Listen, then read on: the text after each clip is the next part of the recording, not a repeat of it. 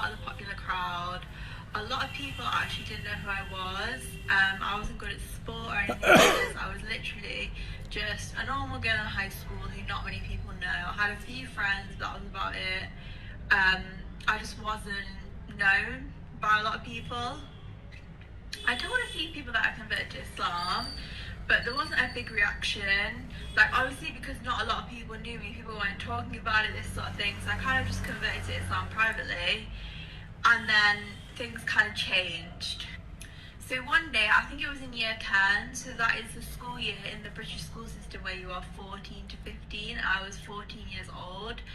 I remember it was Valentine's Day, and I just decided, okay, today is going to be the day where I wear hijab. Like, I'm going to wear hijab today. And I remember, like, in the morning trying to get all my hijab right. Like, I'd watched quite a few YouTube videos, but, you know, I didn't really know how to do hijab, so I was spending literally ages trying to get my hijab ready.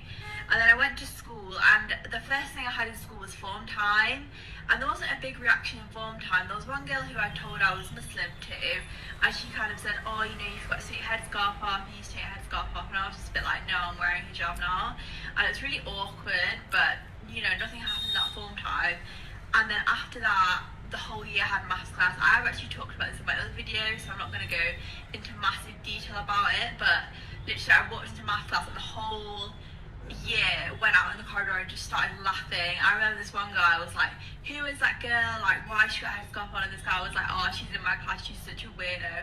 And the teachers were really struggling to kind of control the kids and get them back to class because they were just all laughing so much about me wearing a headscarf. Like, they just found it hilarious. And this kind of leads to my first point about what to expect, or what happened to me when I converted to Islam in high school, and that is, be prepared for Islamophobia. So I feel like as white people in the UK, we are quite privileged in that we don't tend to experience prejudice as a white person, we don't tend to experience discrimination, we don't tend to experience like religious bias bullying, whereas when you convert to Islam, like, you start to experience Islamophobia, and that is a very hard thing to experience. Like, you're going to be asked a lot of passive aggressive questions like, aren't you hot in that? Is your mum a terrorist? Are you a terrorist? These sorts of things, and these are actually questions that I was actually asked by people, you know, actually, why do Muslims kill people? And kind of people will constantly bring up your religion in conversation, like, it's not in a nice way as well. Like, they'll ask you questions, but they'll be kind of with a negative turn.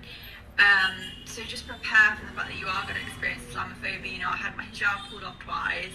I had people call the police saying that I was a terrorist.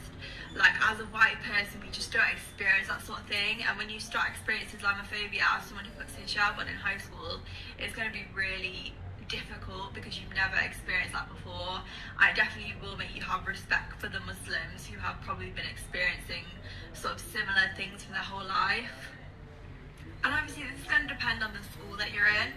So I was in a predominantly white school in Manchester, and I do think there were quite a lot of prejudiced attitudes at that school. It was quite an Islamophobic school. So if you're in a school where there's more Muslims, or there's less kind of Islamophobia within the school, your experience will be different. This is my experience, and I think even in most schools where it's kind of predominantly white, you will experience some form of Islamophobia, even if it's not to the extent that I did. Then this leads into my second point about converting to Islam, which is you will be treated like a circus freak, and you'll be asked a lot of questions, you know, like, why do you convert to Islam? What do Muslims think of LGBT people? How can you believe in God? There's no God. These sorts of questions, you'll be asked a lot of questions, and they're not necessarily coming from like a nice place. They're questions where they want you to question yourself, they want to kind of create doubts in your faith and this sort of thing. So when you convert to Islam in high school, you need to be really sure of yourself, because I feel like teenagers, they don't necessarily have the same filter or the same kind of politeness as adults do, and you know, you are going to be asked a lot of questions and you really need to be prepared for that. And I think if you're not sure in yourself and your faith, you're really going to struggle with people asking you that many questions. And I feel like the questions do come from wearing hijab. I'm not sure if you convert, but even if you converted to Islam and you told people, I feel like they would still have questions. So I think just be prepared for those questions and know that they will come. Be prepared for people debating you as well. So people might come up to you like, oh, God isn't real, like how can there be so much evil in the world when there's God? No one believes in God. Why do you believe in God? Like, those are the sort of questions you'll be asked, and you'll kind of need to have some thoughts on why you believe in God. So you can use the design argument, like how could all of this, with so many rules of physics, chemistry, how could all of these rules come out without a designer? Like, there must be a designer to the world. And you think when you're in hardship, you always call on God. So our natural predisposition is to call on God, because whenever you have hardship, you say, oh God, help me. So it's like there's this natural disposition within us to call out to God.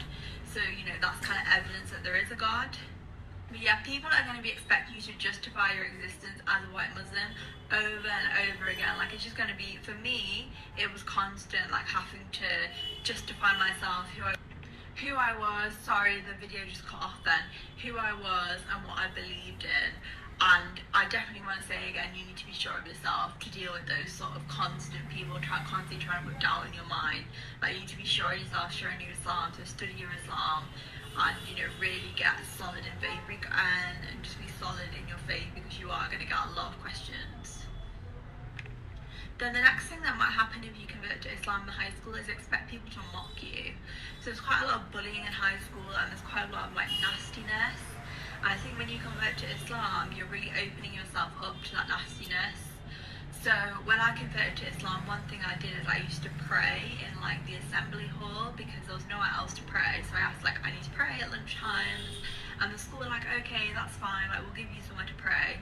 So they gave me like the assembly hall, and there was a classroom that looked down the assembly hall, so it was completely private apart from this one classroom which kind of looked down the assembly hall. And I remember when I was praying, these were actually Muslim guys, or at least they were Pakistani guys, and they used to come down when I was praying, kind of copy the actions and kind of mock me.